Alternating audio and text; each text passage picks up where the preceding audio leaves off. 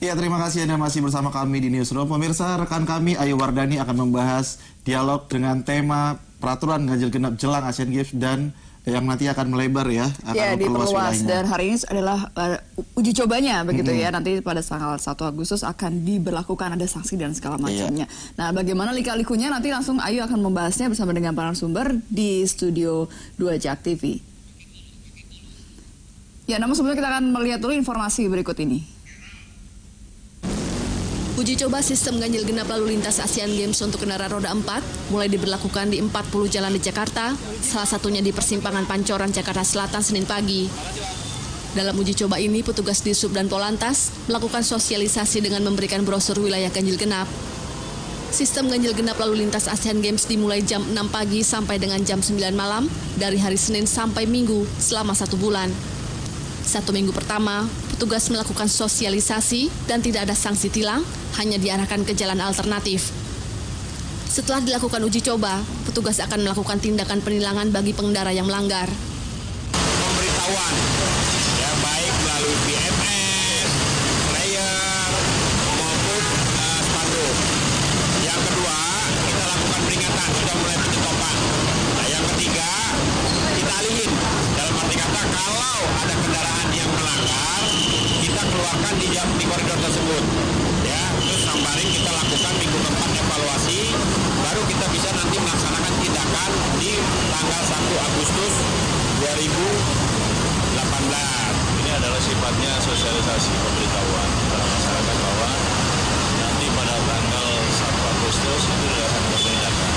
Kemudian di jalur-jalur mana saja yang jadi prioritas daripada penindakan atau sosialisasi. Hari ini kita mulai melaksanakan kegiatan uji coba.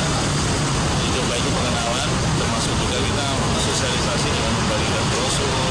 Di samping kita pembagian brosur dan sebagainya juga kita melalui media-media.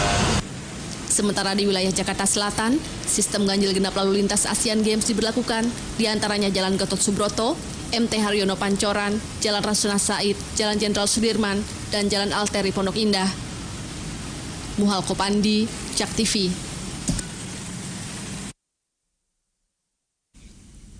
Ya, itu tadi adalah tentang sosialisasi uji coba yang dilakukan pada hari ini, dan masih ada juga terkait dengan ganjil genap yang dilakukan dalam langkah perluasan Asian Games 2018. Sejumlah kendaraan roda 4 yang akan melintas di jalan wilayah Pancoran, Jakarta Selatan kebingungan akibat uji coba ganjil genap lalu lintas Asian Games yang digelar petugas Dinas Perhubungan DKI Jakarta pada Senin pagi. Di tanggal genap 2 Juli ini, pengendara kendaraan bernomor polisi ganjil tidak mengetahui jalur alternatif untuk menghindar wilayah ganjil genap. Namun sejumlah pengendara mengaku hanya bisa pasrah dan menaatinya. Saya juga belum ngerasain ini, saya belum tahu ini boleh apa enggak, saya kan ganjil nih, ya diikutin aja lah gitu kan. Oh ya, bingung jadi jalannya lewat mana. Sementara itu pengendara kendaraan bernomor polisi ganjil di hari pertama uji coba penerapan aturan ganjil genap masih terlihat. Mereka mengaku kurangnya sosialisasi dan juga tidak adanya petugas yang berjaga. Sementara sejumlah pengendara kendaraan roda 4 merasa keberatan dengan adanya perluasan sistem ganjil genap lalu lintas selama Asian Games. Ya, pengaturannya harus bisa lebih baik. Pengaturannya harus bisa lebih baik lagi. Saya pikir nggak terlalu efektif ya mas. Karena apa ya? Karena di sini bukan jalur kayak tol gitu lah. Jadi ini jalur memang setiap orang tuh nggak ada pilihan lain selain harus di sini gitu. Kesulitan Pak, apalagi kalau mobil barang gitu. Jalan-jalannya ya jalan kayak gini. Perluasan sistem ganjil genap ini dilakukan guna mendukung kelancaran perhelatan olahraga Asian Games yang akan diselenggarakan pada 18 Agustus hingga 2 September mendatang. Malko Pandi, Joko Puji, JAK TV. Dan kita akan langsung menuju ke studio 2 bersama rekan kami Ayu Wardani yang akan membahas tentang ganjil genap Asian Games 2018. Silakan Ayu.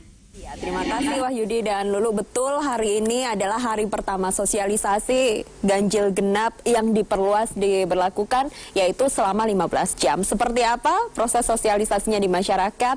Dan hari ini di Newsroom, saya akan membahasnya dengan Pak Prianto, Kabid Manajemen Rekayasa Lalu Lintas di Sub DKI Jakarta. Pak Pri, apa kabar? Baik, alhamdulillah. Ya, dan ada juga masih pengamat transportasi tadi sudah berbincang juga Pak Joko Setiawarno. Pak Joko, terima kasih masih bergabung bersama kami. Saya ke Pak Pri dulu ini.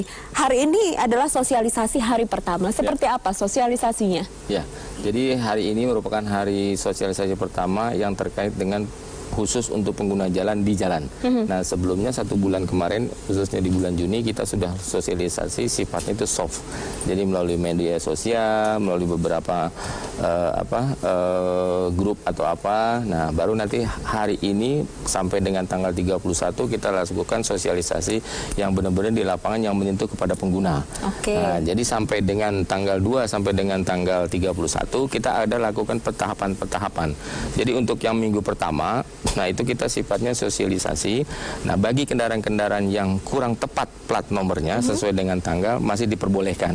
Baik, artinya gitu. Masih diperbolehkan. Masih diperbolehkan. Ya. Nah, minggu begitu kedua? nanti minggu kedua, nah itu kita lakukan sosialisasi dengan teguran.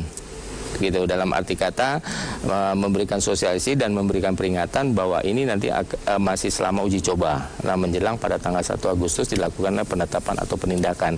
Nah, begitu masuk ke minggu ketiga dan keempat, nah, kita melakukan peringatan dan penghentian.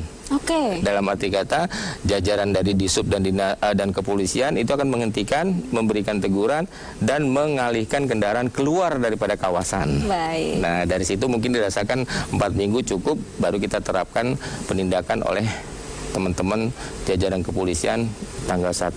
Ini harusnya cukup menjawab pertanyaan yang dari wawancara tadi. Masih bingung sebenarnya platnya ganjil dan sekarang genap sebenarnya boleh melintas atau tidak. Yang pasti di minggu pertama boleh dan tidak ada sanksi. Ini sekali lagi tidak ada sanksi yang diberlakukan sampai akhirnya nanti melalui tahap-tahap selanjutnya. Betul. Baik, Pak Joko, apakah Anda melihat ini adalah sesuatu yang efektif untuk menekan kemacetan, ini menyambut Asian Games nantinya, biar Indonesia sebagai penyelenggara, Jakarta sebagai penyelenggara tidak malu ketika jalanannya macet? Seperti apa? Ya, ini kan perhelatan internasional ya. Banyak negara ketika perhelatan seperti ini memang kondisi transportasinya sudah cukup baik.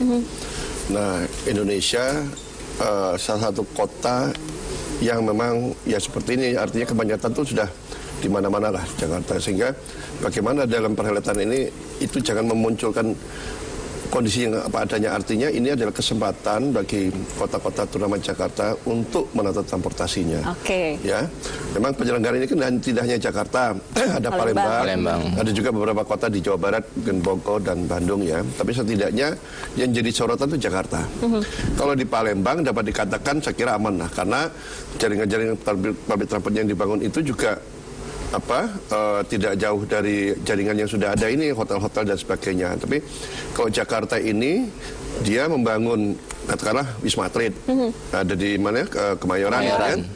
Itu mungkin dulu nggak kepikir deh kan, ini gimana menujunya atau dia lupa atau gimana. Mestinya kan ketika bangun di sana harus ada aksesnya juga menuju ke aksesnya juga harus diperhatikan. Nah, ini yang menjadi kelupaan atau mungkin kepikir tapi nggak punya anggaran dan waktu yang singkat ya akhirnya. Tapi nggak apa-apa, saya pikir ini menjadi momentum juga untuk memperbaiki transportasi secara umumnya, sehingga ya yang baru bisa ya ganjil genap. Sebenarnya kalau ada IRP ya udah lebih bagus lagi gitu kan. Cuman ini belum berjalan. Tapi belakangan beberapa hari terakhir ini ramai sekali viral di media sosial. Saya yakin semua juga sudah memperhatikan apa ya pro kontra di masyarakat. Transportasi di Jakarta dianggap sebenarnya belum terlalu cukup memadai, tapi masyarakat dipaksa untuk beralih. Atau seperti apa? Kalau BBM dikatakan mengalami kenaikan, transportasinya belum baik, ganjil genap diperluas 15 jam. Masyarakat harus bagaimana? Solusinya Pak Joko menurut Anda? Ya, saya kira ini tantangan buat pemerintah daerah, terutama Jakarta kan. Kalau dia buat ganjil genap, tentunya bagaimana menaikkan public transport ini. Kan kalau saya tidak salah ada 200 lebih armada ditambahkan gitu kan. Nah, itu cukup bagus juga ya. Penambahan itu ya itu disosialisasikan juga. Tapi ini kan bukan hanya Jakarta, kalau bisa daerah pinggiran juga sama. Artinya bagaimana daerah Bodetabek ini juga mereka kena imbas lah, ya kan? Nah, ini juga mungkin saya kira sudah diperhitungkan. Artinya ini adalah satu hal yang memang tidak bisa kita pungkiri, ya. Ya memang LRT-nya sayangnya belum selesai, itu kan, yang kalau sana LRT Jabodetabek sudah selesai agak lumayan membantu gitu kan. MRT-nya memang dulu setahu saya MRT itu targetnya Asian Games sebenarnya. Kalau ada agak lumayan ya, cuman yang mungkin cari cara lain. Tapi pro kontra hal yang biasa lah, ya. Justru ini tantangan buat ya Pemda DKI, BPTJ untuk benar-benar mewujudkan ya ganjil genap ini. Kalau dulunya cuma parsial kan, pagi dengan sore, ini agak lama kalau nggak salah. Berapa jam? 15 jam gitu kan seharian. Mungkin kita bisa belajar dari negara luar ya. Negara luar tuh yang agak menyolok itu dulu di Beijing. Beijing tuh begitu juga, mereka juga public transportnya sudah bagus, tapi udaranya masih tidak begitu baik. Ketika ada Olimpiade 2008, mereka melaksanakan ganjil genap juga, sama gitu kan. Bahkan lebih ekstrim, sepeda motor juga nggak boleh di sana. Nah, ini kalau sepeda motor masih boleh ya Pak Pri? Masih. Ada beberapa kendaraan yang tidak terkena imbas ganjil genap 15 jam, apa saja Pak Pri? Ya. Nah, kalau mamanya itu yang jelas itu amanat daripada undang-undang, ya, seperti kayak lembaga tinggi negara, mulai dari presiden, wakil presiden sampai dengan BPK. Nah, mungkin kendaraan-kendaraan khusus lainnya seperti tadi yang disebutkan, sepeda motor, ambulan, pemadam kebakaran, gitu kan. Terus sama untuk yang kendaraan-kendaraan khusus dengan pengawasan kepolisian seperti kayak mesin ATM, delivery untuk mengisi uang, dan satu lagi mungkin kendaraan-kendaraan yang sifatnya untuk pengisian bahan bakar, gitu. Nah, itu juga kita lakukan pengecualian. Kalau untuk transportasi publik yang sudah disiapkan untuk mengantisipasi masyarakat yang kebingungan ini akan beralih ke transportasi publik, seperti apa penambahannya? Ya, jadi untuk tadi mengantisipasi bagi istilahnya sih sebenarnya boleh dibilang sebagai dampak adanya kebijakan ganjil genap ya. Nah, itu juga kita udah siapkan kurang lebih 44 rute. Nah, jadi yang pertama itu adalah yang existing BRT-nya. Nah, itu BRT kita sebut dengan Trunk Line. Nah, sisanya kurang lebih sekitar 26 itu adalah bagian daripada feeder.